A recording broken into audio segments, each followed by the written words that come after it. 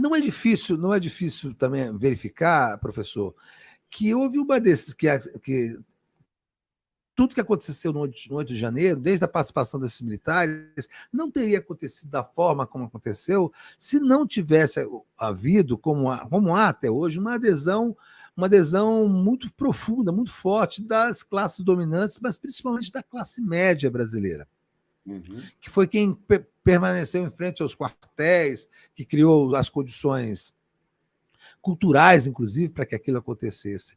Como é que se faz, como é que se aproveita essa janela de oportunidade que o STF abriu para processar golpistas em relação à sociedade? Qual que é o movimento para dentro da sociedade para também desarticular essa questão cultural em torno do bolsonarismo e do fascismo? Pois é. Você toca num ponto fundamental, e eu acho que isso é uma falha. Né? Isso não está sendo pensado. Eu, pelo menos, não tenho ouvido ninguém falar disso. Isso seria extremamente importante, entende?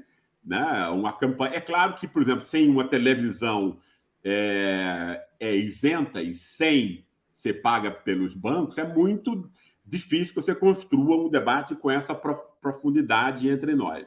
Né? Enfim, isso tem a ver com questões aí que são muito estruturais, mas que eu acho que deve ser ao menos começado agora. Né? Isso tem que começar alguma hora. Porque, por exemplo, não é só a classe média. A classe média entre nós é muito pequena, né? É uma bobagem achar essa coisa que quem tem renda média é classe média. Quem tem renda média num país pobre é pobre. Pobre remediado. Porque quem ganha entre 2 e 5 salários mínimos, né?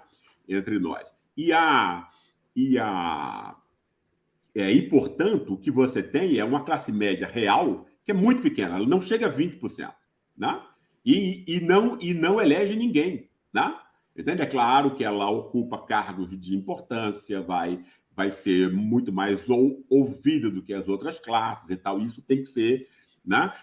Isso tem a ver, obviamente, com um passado escravocrata entre nós, tem a ver com racismo, que o racismo ele não vai ser mais utilizado racialmente, entendeu? Ele vai mudar.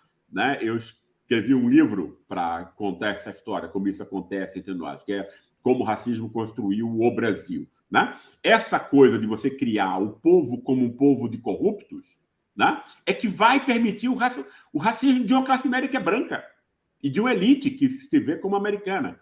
Percebe? Essa classe média branca que em São Paulo e no Sul vem não só, mas também no Rio e nas capitais do Nordeste, são portugueses no Rio e no Nordeste, e em São Paulo e no Sul são italianos, alemães, etc. Esse pessoal se via como distinto desse povinho mestiço e negro. Percebe? Quando você diz que o povo é corrupto, esse europeu, esse neo-brasileiro, neo-europeu, não se acha. Entende? Aí foi criado essa ideia de que esse pessoal é defensor da moralidade pública, ou seja, é superior, percebe? Ao mesmo povinho mestiço e negro, tá? Que antes era condenado por razões raciais, agora vai ser condenado por um racismo cultural, que é extremamente importante a gente ver isso. O racismo vai mostrar, senão a gente fica tolo, a gente fica burro, Leandro. Né? A gente acha que todo racismo é racial, a gente se torna burro, não tem nenhuma outra forma. Né? Por quê? Porque o racismo racial ele vai se mascarar, né? Para continuar vivo, fingindo que morreu. Percebe? Isso é um ponto importante nessa coisa do bolsonarismo. Que ele conseguiu o quê? Ele manteve essa história, né, da corrupção e tal, que é a única forma que esse bloco no poder de classe média branca e elite se mantém, né? Mas ele também, isso é que explica Bolsonaro, ele engendrou o racismo popular no Brasil. Não tinha acontecido antes. Isso foi Bolsonaro. Né?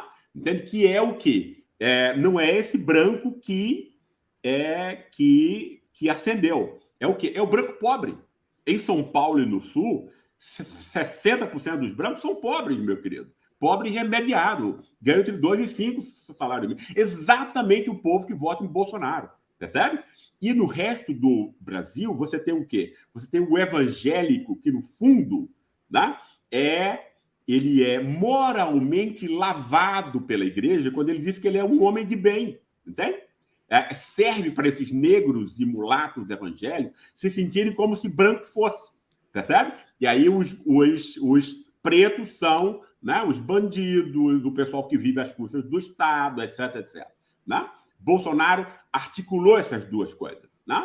É importante para, quando a gente for desconstruir, se isso acontecer, que essas questões venham à tona. Essa é a questão principal. Todas as outras são secundárias. A gente nunca discutiu isso na esfera pública, entende?